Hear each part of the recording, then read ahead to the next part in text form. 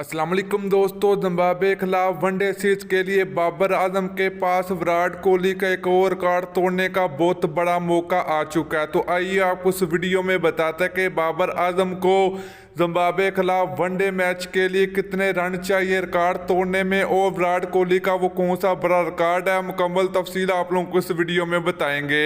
तो प्यारे से भाई, अगर आप चैनल पर फर्स्ट टाइम है तो बराए बेबानी बिल्कुल फ्री में चैनल को सब्सक्राइब कर दें और साथ लगी बेल आइकन जरूर प्रेस कर देनी है।